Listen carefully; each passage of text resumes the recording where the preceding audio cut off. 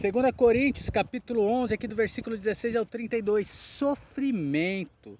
Outra vez digo, ninguém me julgue insensato. O apóstolo está constrangido por ter de tratar desta questão. Ou então receberei-me como insensato, para que também me glorie um pouco. Ele está dizendo o que quer que pensem de mim, ouçam o que tenho a lhes dizer, simplesmente porque é muito importante.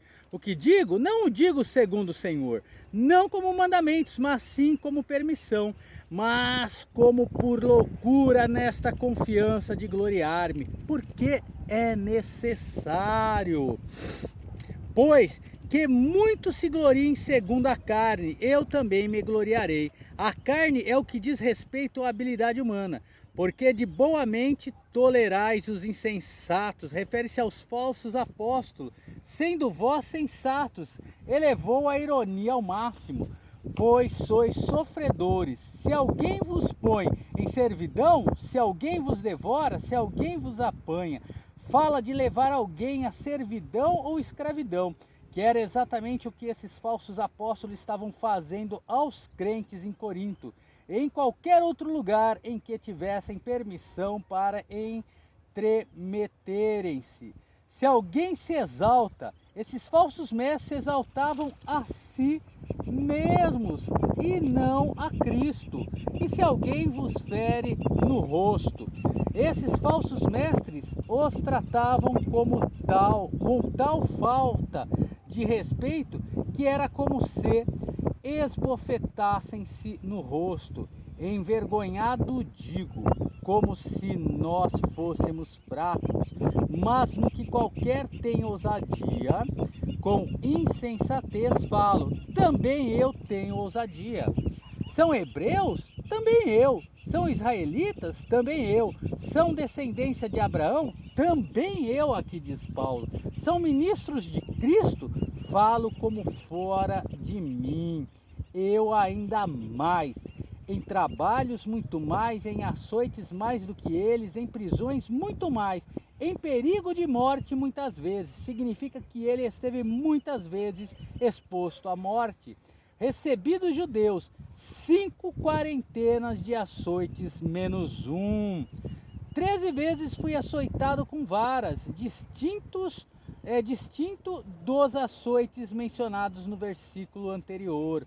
Uma vez apedrejado, 3 vezes sofri naufrágio, uma noite e um dia passei no abismo. Provavelmente se refere a uma situação particular, quando o apóstolo ficou à deriva em mar aberto durante uma noite e um dia, correndo o risco de morrer afogado.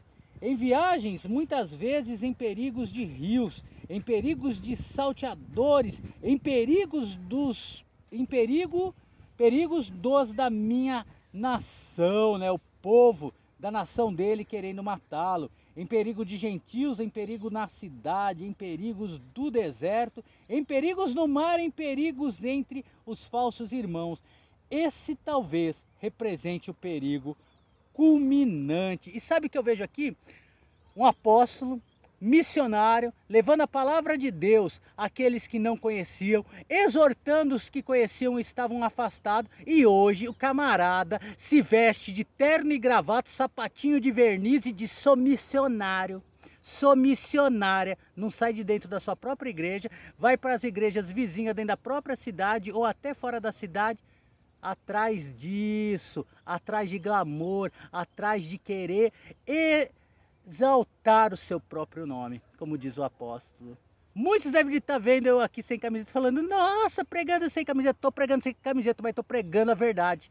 Diferente de muitos de terno e gravata, hereges, lobos pregando a mentira onde são aplaudidos. E não me incomoda como estou pregando. Por quê? Sabe o porquê? Porque Adão e Eva andavam nus e tinham particularidade com Deus. Não é a vestimenta que vai determinar o seu caráter ou a sua unção com Deus. O que determina é a fé em Cristo e andar conforme as escrituras diz. Ah, eu sou perfeito?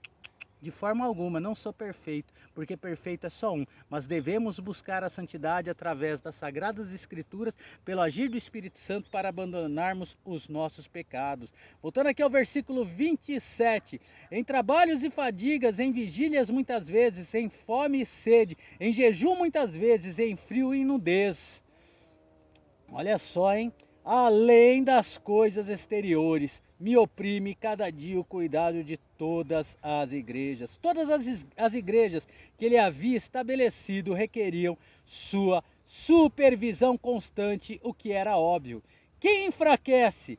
Que eu também não enfraqueça? Isso apresenta o apóstolo carregando a carga de cada membro dessas igrejas. Quem se escandaliza? Que eu não me abrase? Isso diz respeito àqueles que caem nos momentos de tentação à prova.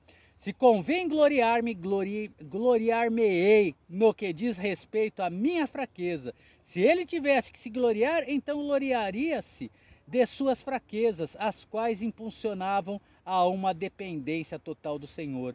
O Deus e Pai de nosso Senhor Jesus Cristo, que é eternamente bendito, sabe que não minto.